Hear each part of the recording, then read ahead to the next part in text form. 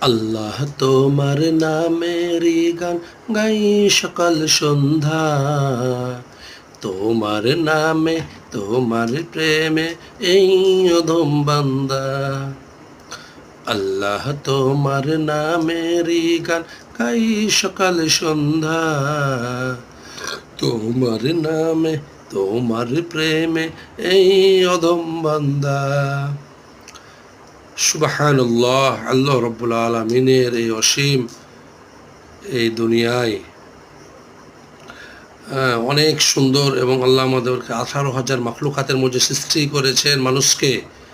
সে মানুষের বিচার হবে, সে আল্লাহ মানুষকে আল্লাহ জান্নাত জাহান্নাম দেবে।